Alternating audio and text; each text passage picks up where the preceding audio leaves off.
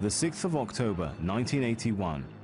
Egyptian President Anwar al-Sadat, at the peak of his powers, celebrating the anniversary of the 1973 war with Israel.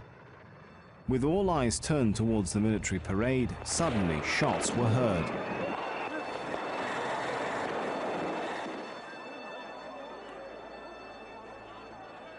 The president had been assassinated. The vice president, Hosni Mubarak, who had been sitting shoulder to shoulder with Sadat, was quickly pulled out from the chaos and escaped unharmed. Sadat's sudden demise would prove to be a pivotal point in Mubarak's career. Just 8 days later, he was elected president. The transfer of power from Sadat to Mubarak did not happen democratically.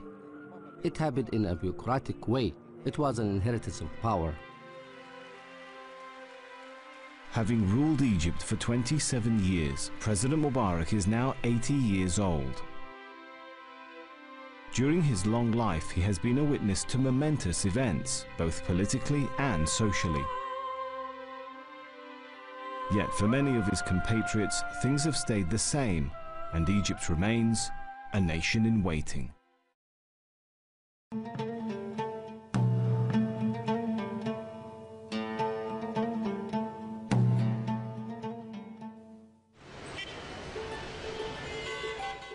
Egypt, a nation of nearly 80 million, is today the most populous Arab country and one of the world's most ancient civilizations. For thousands of years, its people have been living peacefully as farmers, eternally attached to their Nile and fertile valley. From the fall of its pharaonic civilization at the hands of Persian armies in 525 BC until the end of British occupation in the mid-20th century, Egypt had been continuously governed by foreigners. Throughout this period, the Egyptian people were completely depoliticized, denied a say in their own affairs for so long. Historically, the Egyptian citizen, and especially the farmer, has made a hidden pact with the government. I won't bother you as long as my livelihood is secure. And it was against this backdrop, on the 4th of May 1928, that Mohammed Hosni Mubarak was born to a modest family in a poor village in the Nile Delta. From these humble beginnings, he rose to become a highly decorated pilot in the Egyptian Air Force. Consumed by devotion to his military career, it seemed Mubarak had no time nor interest in politics. And he had no involvement in the military coup, later known as the Revolution of July 1952, which overthrew King Farouk. The leader of the Free Officers movement, which carried out the coup, became revered as the first true Egyptian ruler since the time of the pharaohs. The Egyptian people were yearning for a leader of their own, and the charismatic Jamal Abdel Nasser captured their hearts and their loyalty. Societies have always created their own heroes. When there is a need, one of its people will rise and lead their country to victory. With the new leader came a new political system. A republic was declared in 1953. All political parties were disbanded. Egypt was to be a one-party state, and Nasser's decisions were to be unopposed. As the Egyptians began to witness the liberation of their country from British occupation, and with signs of Arab unity on the horizon, respect for their new leader grew. Respect turned to adoration for the man who made it his priority to empower the powerless, the laborers and the peasants. Under Nasser, Egypt cast off its capitalist system that had been in place up until 1952. In the 60s, Egypt went through a period of imposing ideas like the nationalization of private capital and developing an economic system which depended on state ownership of production, which is the socialist system, or to be more realistic, the communist system. Egypt was looking left, not only for its economic policies, but also for military support. It was during this period that Hosni Mubarak was sent to the Soviet Union to learn how to pilot the new Tupolev bomber planes that Egypt had recently invested in. Mubarak's career prospered throughout the 50s and 60s as he rose to become commander of Egypt's bomber brigade. His dedication to military service was complete, and he expected his staff to display the same single-mindedness. He wanted people to do their job properly. If they made a mistake, he would confront them straight away. And if they repeated it, they would be punished.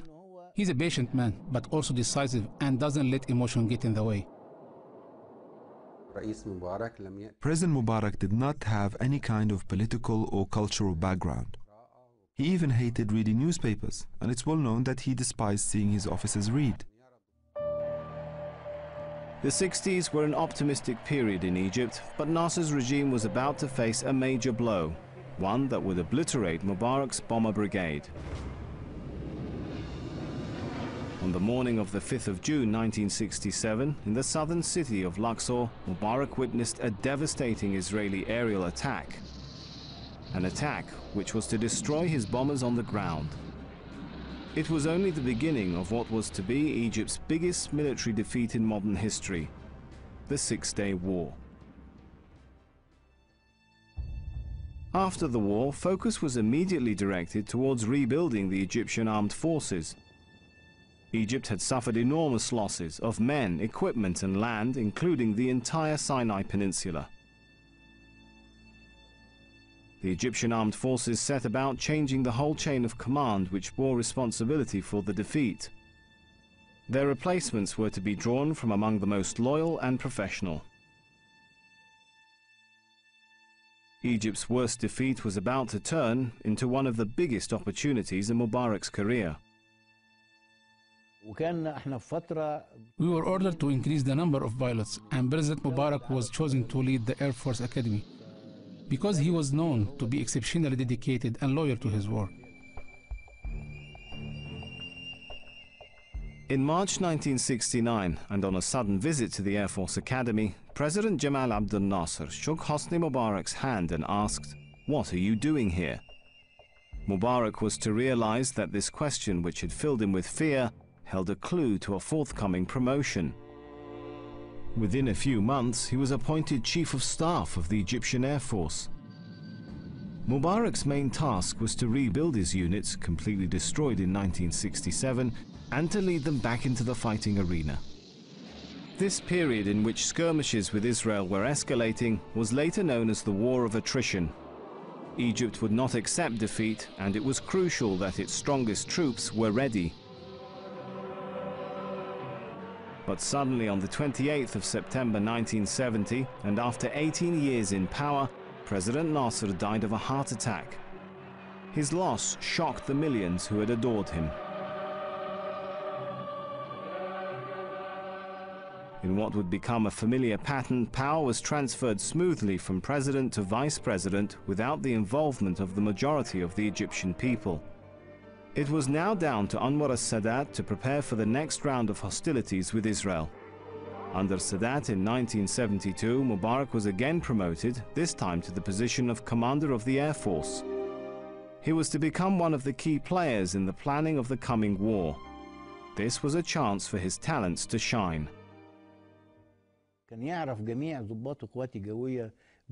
He remembered the full names of every single person in the Air Force. He even knew who was going through personal problems and would secretly try to help them. This made our generation really love him. We were prepared to throw ourselves into the fire for him. On the 6th of October 1973, Egypt launched an all-out war against Israel. Its aim was to recapture Sinai. The assault began with an aerial strike against Israeli targets. A few minutes later, Egyptian land forces crossed the Suez Canal. They collided with Israeli troops in the deserts of Sinai. Violent fighting ensued. Less than 3 weeks later, the war was over, with both sides claiming victory. In February 1974, Egypt was celebrating its achievements in the war, for it had managed to recapture part of the Sinai Peninsula.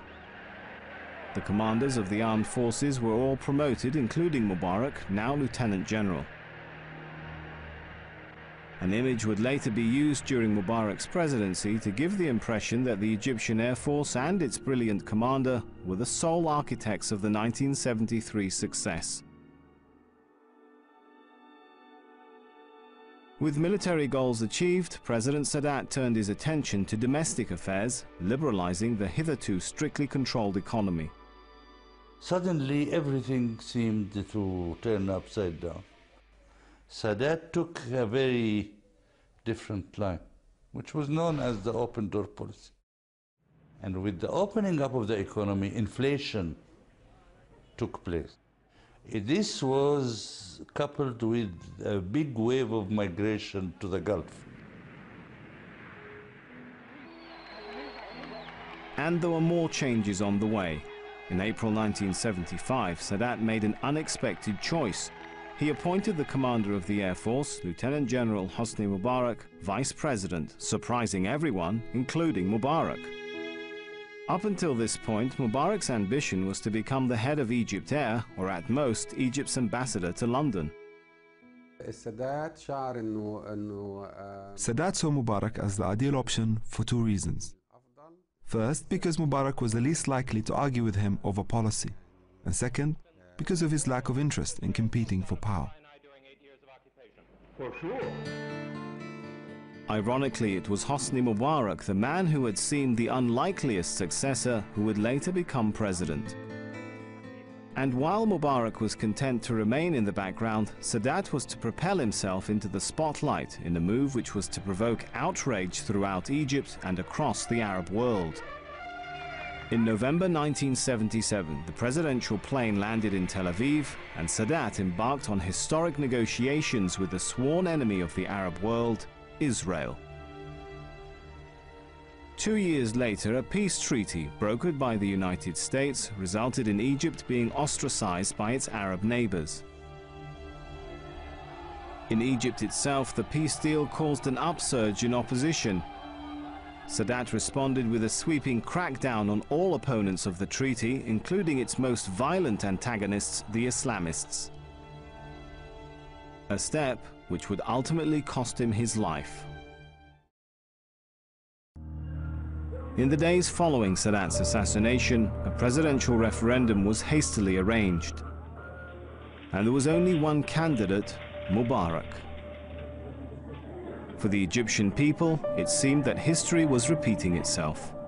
They were about to witness the inheritance of power. Egyptians are used to being ruled by a centralized government, and this originates from the pharaonic era. The pharaoh then was both a ruler and a god. Although the divinity disappeared with time, some of its features have become immortalized through our constitution. When Hosni Mubarak assumed his new role as president, his actions proved to be just as calculated as those of his predecessors. His early days were marked by apparently compassionate gestures.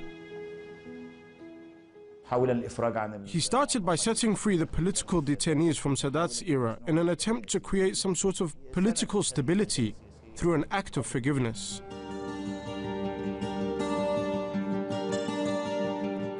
There was an atmosphere of hope and new beginnings in Egypt. In these early years, Mubarak was a popular figure.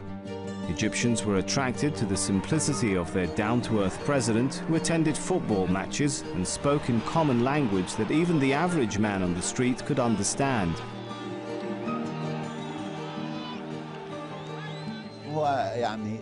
I got the impression from meeting him that he was an intelligent man who preferred to work around problems than to confront them. I got the feeling that he is not a dictator by nature, or someone who strives to gain as much power and authority as possible. On the 25th of April 1982, a new era of peace was being ushered in as Israel completed its evacuation of the Sinai. Mubarak introduced his new national project to the Egyptians, rebuilding the country after decades of conflict. The economic situation in Egypt was terrible. The country was in severe debt, and its infrastructure was damaged. There was a serious need to rebuild road, sewage systems, healthcare, and other services which had been neglected. This was a priority during 80s because it was believed that if you worked on building and strengthening the economy, political reform would just follow. More roads and bridges began to appear, and most Egyptians could see the government was making an effort. But the people needed more than just infrastructure to earn their loyalty. You can talk to the citizen about new bridges and remind them how difficult traveling was before. Or point out that now they have access to water, a proper sewerage system, and electricity in 99% of residential areas. We have achieved a lot, but people aren't grateful. All they will say is, that is the government's job. Mubarak's regime had shifted from the bold political gestures of Nasser and Sadat to a safer approach, one that focused on the economy. But some Egyptians suspected they were not the biggest beneficiaries of this new investment. Over the last 25 years, general expenditure in Egypt has been mainly aimed at benefiting businessmen and directed towards infrastructure. 600 billion Egyptian pounds, that is over $100 billion, was spent, which is a scary figure for a country like Egypt. This would have been useful to the public had the private sector invested in this infrastructure, and if it was developed in compliance with proper standards. Yet you only have to drive along any road in Egypt to see for yourself the effect of corruption. Politically, things were calm because of the economic stability, because there was an escape route from the pressures of unemployment. There were a number of countries people could go to, and Iraq in particular accepted millions of Egyptians looking for opportunities to work or live. So long as there was food on the table, many Egyptians were unconcerned about politics. And the Egyptian political system was not yet ready for their involvement either.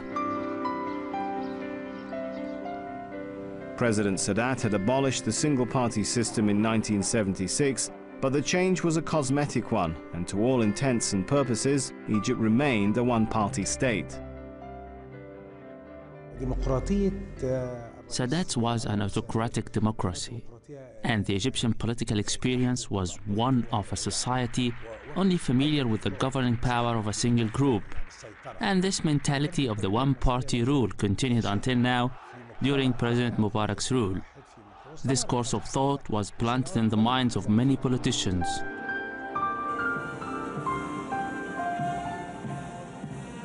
And Mubarak was happy to drift with the tide.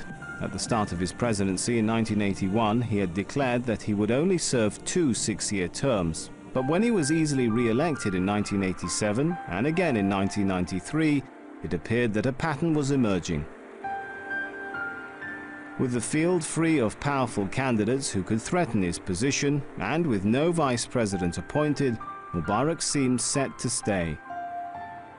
It seemed that internally Mubarak had everything under control, and internationally things were also going according to plan. Egypt managed to mend its relations with the Arab countries despite its ongoing peace treaty with Israel. One of Mubarak's unique characteristics is his ability to control his responses and temper, despite his military background. This prevented Egypt from committing mistakes that often result from political miscommunication.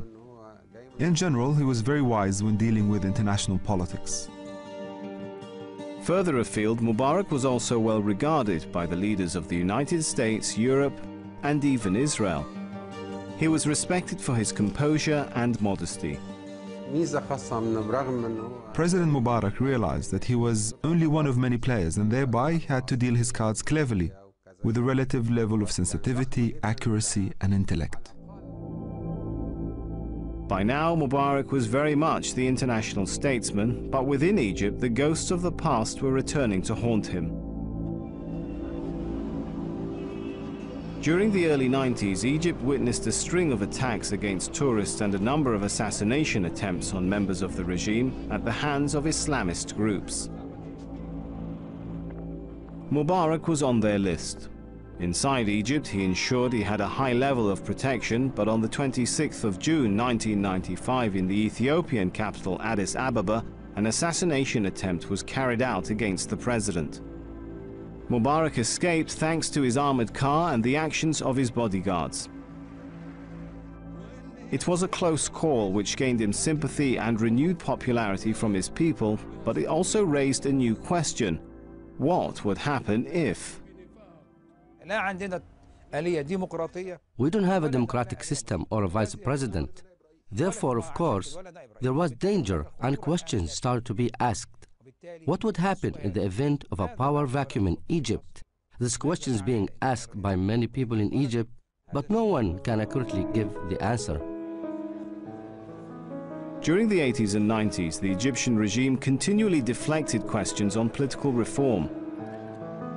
They even dismissed calls for ending the state of emergency, in place since the assassination of Anwar al-Sadat in 1981. Instead, they repeated the so-called national priorities, rebuilding the economy and countering the threat of terrorism. We had daily and weekly terrorist attacks. When a political party feels that the state is in danger, it must focus on safety before reform. But despite the increased security steps taken by the government, the violence reached its peak in November 1997.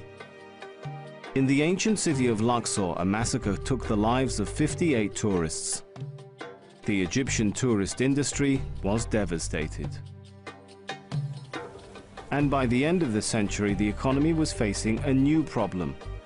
The petrodollars sent home by Egyptian workers in Iraq began to dry up following US-imposed sanctions. Other Gulf states began to close their doors to foreign labor too. Problems which had been deferred but not solved began to resurface. Government promises of economic growth were starting to sound hollow. By their nature, Egyptians will keep quiet when it comes to politics as long as they're compensated in some way, economically or socially. But the circle was closing in on them, and they were being faced with only one option: the fate of a slave.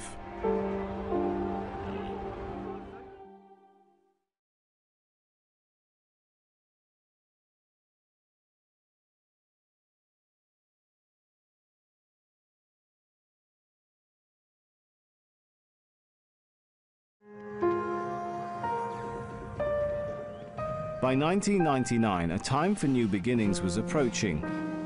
A new century and a new term for President Mubarak. He had already ruled Egypt for 18 years. And throughout this time, life had been moving slowly for its people, reflecting the gentle flow of the Nile. But the mood of Egyptians was now very different to the one that had welcomed Mubarak's assumption of the presidency in 1981. With a world of free media opening up in front of them, they were finding a new, more effective release for their frustrations. The world is changing. We are changing. Our genes are changing. Media played an important role in this. Satellite TV, the internet, the mobile phone. Life isn't the same as it used to be. You can't keep things quiet now. Satellite channels like Al Jazeera, which was founded in 1996, were challenging traditional media in the Arab world. Governments could no longer control what people were seeing or hearing. During a trip to Qatar in 2000, Mubarak asked to visit Al Jazeera. Shocked by the small size of the operation, Mubarak said sarcastically, "All this noise from this little matchbox?" After decades of no alternative but watching government-controlled media, Egyptians were being exposed to new perspectives on the world. We had the media revolution. No regime could stop this kind of development. What's more, governments could no longer hide the mistakes or crimes they committed. The printed press was also changing its form.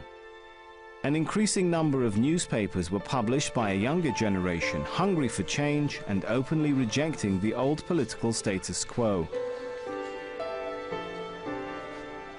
The government allowed its critics some space during this period.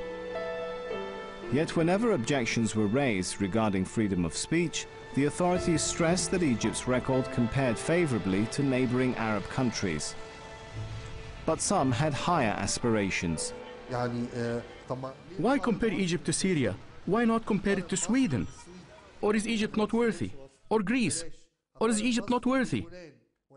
And I'm demanding all my freedoms, not just some of them. So when I ask for my rights, don't ignore me or tell me you've got bigger problems to deal with, like people starving. So what do you want me to do to get your attention? Starve?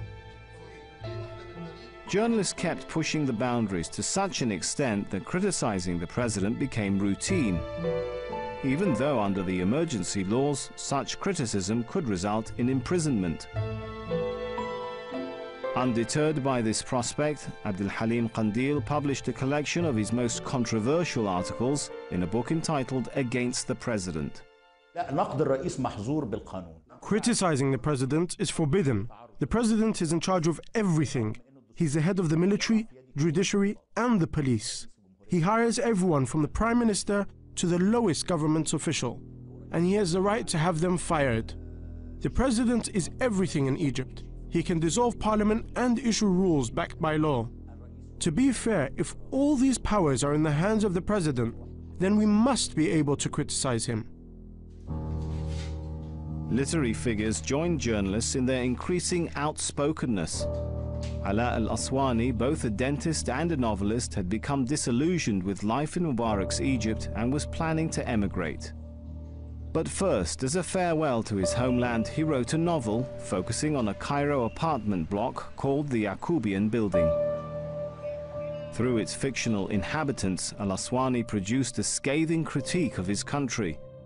The book may have been a work of fiction, but the author stood accused by many of defaming both individuals and Egyptian society as a whole. This happened with many great authors in the world like Balzac and Dostoevsky, who wrote about the negative aspects of their countries. But you can't then accuse them of tarnishing the image of their country. An author doesn't try to encourage tourism. Literature is supposed to show you the bad side of the good and the good side of the bad. The novel was a huge success, and following unprecedented sales throughout the Middle East, a big-budget feature film was produced, ensuring that the story reached an even wider audience. نكمل كلامنا لما نطلع فوق الناس بتبص علينا. يبصوا علينا ليه؟ يبصوا على البلد اللي باظت. يبصوا على العمارات اللي كانت أحسن من عمارات أوروبا. دلوقتي بقت مزابل من فوق ومن تحت مسخ. إحنا في زمن المسخ.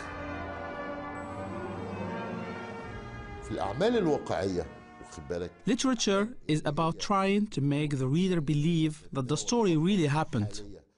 When your character is close to someone in society, people think it was intentional. For an author, this is considered success, but it caused me problems. أنا استخرت المولى عز وجل وقلت أرشح نفسي في مجلس الشعب عن دايرة قصر النيل. قصر النيل؟ أهلي وناسي. أنت عارف إحنا مسمين دايرة قصر النيل في المجلس إيه يا حاج؟ حتة الجاتوه. The issue of corruption raised by the novel rang especially true for many Egyptians. The sight of wealthy men joining Mubarak's ruling party, then becoming members of parliament and even rising to ministerial positions, started to become familiar to the Egyptian public. Some argue that such businessmen are perpetuating the very inequalities that have plagued Egyptian society for centuries. When there's a businessman or a capitalist in a direct governing position, he not only knows the market situation before others, he creates market situations. He makes decisions that affect the market, and his companies make use of this knowledge. This happened with some ministers, even if they overtly resigned from the boards of their corporations. But Ibrahim Kamel, a businessman and member of the ruling National Democratic Party, doesn't see any conflict of interest in this scenario. I don't believe that businessmen entering ministries is wrong in itself. If someone's extremely successful in his own field, then there's a chance that he'll also be successful as a minister. And who else should be ministers? University professors? Why would a university professor be any better at taking decisions than a businessman? Or, for that matter, than a president's son. In 2002, President Mubarak's youngest son, Jamal, was appointed General Secretary of the NDP's Political Bureau, the third most powerful position in the party. Many suspected he was being groomed to become the next president, establishing a Mubarak political dynasty. However, party members insist his appointment was made purely on merit. For anyone who's close enough to know, the addition that Jamal Mubarak made to the National Democratic Party has been good. The only problem is that this young man is called Jamal Mubarak, so everyone uses their imagination and links this to ideas of inheritance. I wish we would discuss what he has done, what he's doing, and what he can do. But to be suspicious of him just because of his name, no, it's not fair at all. But fair or not, Jamal Mubarak's influential position in the party was seen by many as a perfect illustration of the inequalities in Egyptian society, in which power is concentrated in the hands of the privileged few. And as the gap between the haves and the have-nots widened, it seemed that two nations were living side by side in Egypt. A majority which could only afford the bare necessities, and a minority living in the lap of luxury. The historic pact Egyptians had made with the government to stay politically inactive in return for economic and social stability was starting to weaken. The Egyptian revolts when he faces economic problems. Politics don't matter to him much. If you talk to a citizen about elections, freedoms, or democracy, he won't be that interested. But if you start talking to him about increasing prices, rent, or poverty, that's when he will concentrate and start getting angry. The Kifaya movement, created in 2004 by a group of intellectuals, took to the streets to say enough to Mubarak's presidency and no to the idea of inherited political power. Pressure was also growing from the outside. The Bush administration was causing friction in the previously smooth relationship between Egypt and the United States. Washington was calling for so-called democracy in the Middle East, including Egypt. President Mubarak's relationship with former American presidents has generally been very good. The only president that he wasn't able to coexist with, or who he didn't have chemistry with, was in fact President George Bush Jr. Mubarak was feeling the pressure from all sides, unable to ignore the demands of both his people and his strategic allies. In March 2005, Mubarak made a major announcement. Article 76 of the 1971 Egyptian constitution was to be revised to allow multi-candidate presidential elections for the very first time. At the time, it seemed to be a huge step forward and was almost unanimously welcomed. But the truth would soon emerge. Contrary to what had been claimed, in reality this article was going to be amended in a way which would discourage any form of real competition for the presidency. When I realized that it wouldn't actually create any real opportunity for democratic transformation, I opposed it. Despite the controversy generated by the announcement, the constitutional amendment went ahead. In an historic first, Egyptians were being invited to choose their next president. September 2005, and Egypt, for the first time in its history, was experiencing election fever. Many Egyptians enjoyed playing along with the performance. Candidates they only vaguely recognized were being nominated as competitors to the president. Mubarak, presented in casual clothes, was reintroduced to the people in a modern Western-influenced campaign. And even though by now he had been ruling Egypt for 24 years, Mubarak began to declare his future dreams and vision for the country. But to many Egyptians, memories of the unrealized dreams of his tenure were still fresh in their minds. Election slogans such as "Crossing into the Future" adorned billboards throughout the country, alongside Mubarak's image, which appeared to make him look much younger than his 77 years. And on the 27th of September 2005, Mubarak was duly confirmed as president for a 5th term. He was portrayed by his supporters as Egypt's first ever democratically elected president. President Mubarak felt he had done his job after the constitutional amendments were made. He believed that the process of change should now happen naturally and gradually, without needing an elite group or political leadership to implement it. No sooner had the formality of Mubarak's re-election occurred than Egypt's parliamentary ballots took place. With the fast-rising star Jamal Mubarak responsible for molding the NDP's election policy, members of the party were confident of securing a large majority.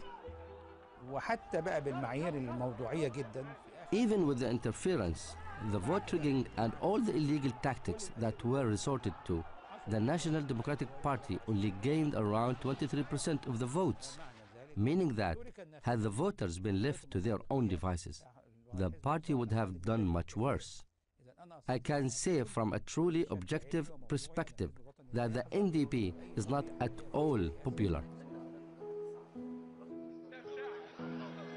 This unpopularity was brought home by the elections when candidates from the banned Muslim Brotherhood group, standing as independents, won an historic 88 seats. For them, it was a significant achievement in the decades-long battle with the Egyptian government since their organization's founding in 1928. The relationship between Mubarak's regime and the Muslim Brotherhood started quite leniently. However, by the 90s, we were back again to being pursued and sentenced in military tribunals. The movement arose in the small city of Ismailia, but it soon spread despite facing regular crackdowns. By 2005, its message struck a chord with many of Egypt's devout, who for centuries have turned more towards religion in times of need. Some look to the Muslim Brotherhood in a desperate plea for any form of political change, having lost faith in a regime which failed to offer them a better life. Even some Coptic Christians, a religious minority in Egypt, began to vote for them. Some Copts said that they felt closer to the Muslim Brotherhood than to the current regime. They felt that they weren't given any rights anyway, and to choose to give the group a chance, certain that they would never be as oppressive as the current government. And yet, with the announcement of the 2005 elections, some Egyptians dared to dream that things may finally change. However, such hopes were extinguished before the year was out, as hundreds of Muslim Brotherhood members were arrested.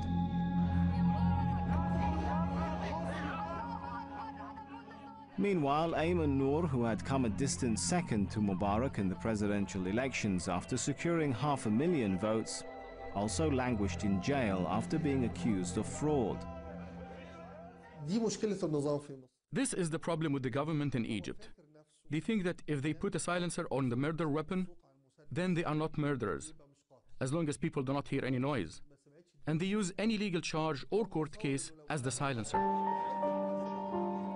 But it's more difficult to silence those who hear the court cases. And when a group of judges staged a demonstration in downtown Cairo over government attempts to control their judicial authority, they roused huge support amongst the Egyptian people. The authorities reacted swiftly. The protests were brutally suppressed. There are 1.7 million people working for the Interior Ministry, 850,000 officers and soldiers, 450,000 state security forces, 400,000 secret police.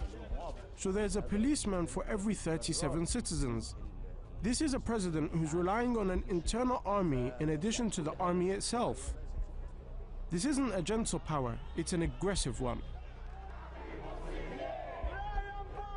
And yet, despite the best efforts of all the president's men, protests continued to erupt.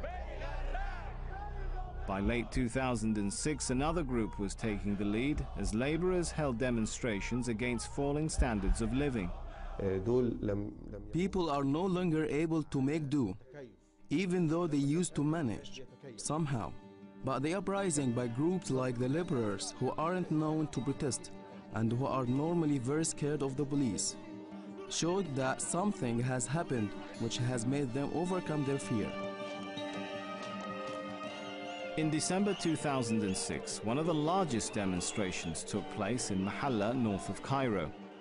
35,000 laborers stormed the Ghazal Mahalla factory, halting production at one of the largest textile producers in Egypt. The protesters insisted that they would not return to work until they received pay rises. In a rare success for the common man in Egypt, their employers, the government, eventually gave in to their demands. Labor disputes soon spread across the country, with support swelling among the Egyptian public, who were hearing their own problems being voiced. The mood was infectious. Protests are no longer restricted to the laborers. Disgruntled government employees have also stood up to the system. The barrier of fear was destroyed. I think the credit mainly goes to the independent media, whether television or printed press. These played a vital role in getting the Egyptians to overcome their fears. The growing popularity of electronic media was making life more difficult for the government censors. Blogs offered the opportunity to give voice to the voiceless. At the beginning, they were only reaching people who had access to the internet. But it all expanded after that, and bloggers were able to influence public opinion and to force traditional media to report on the news they published. Alongside new media, a more conventional art form was joining the battle. Historically, Egyptian cinema had provided a release for the masses, and its influence had spread throughout the region.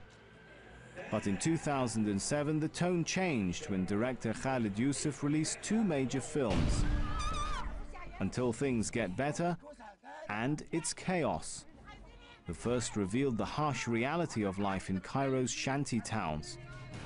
The second film was inspired by scandalous cases of police abuse, personified in the film by a sadistic and mentally ill police officer. Both films were instant hits. The two films complement and complete each other. Life in Egypt has become very arbitrary. Our way of thinking and of taking political decisions has become random. Success and failure have become random. Even death has become random. People are walking the streets with no real direction or purpose. What we're addressing is the randomness that we're living in, which could be the beginning of chaos. These fictional scenes were soon to be mirrored by real events in the streets of Egypt. In April 2008, rioters marched in Mahalla, the same Nile Delta city which had been the setting for the largest labor demonstrations just over a year before. This time, defiance reached a new level, and it was chaos. Security forces attacked and arrested dozens of demonstrators, many of whom weren't even born when Mubarak came to power. Young people are really starting to lose hope. Their loyalty toward their country has been shaken because they have no guarantees of what will happen after they struggle with their studies and they graduate. They don't know how they will live, if they will find a job, how much they will earn, if they will be able to afford to get married or buy a flat. An increasing number of Egyptians are risking their lives as they escape their country as illegal immigrants. Some are even heading to Israel, once its greatest enemy, as a sign of anger towards their homeland, which can no longer provide for them. For many of those who remain, living standards continue to deteriorate. The main concern now is their daily bread. Even that has become hard to come by. So many Egyptian writers, journalists, intellectuals think that a revolution is around the corner. I don't adhere to this view. I think the Egyptian people are very slow to revolt. They are not a revolutionary nation at all. Meanwhile, President Mubarak drifts serenely into old age, spending many of his days in the Red Sea resort of Sharm el-Sheikh, leaving behind him all the problems of the capital, the noise, the crowds, and the Egyptian people themselves. But he presides over a country that bears little resemblance to the one he was born in more than 80 years ago.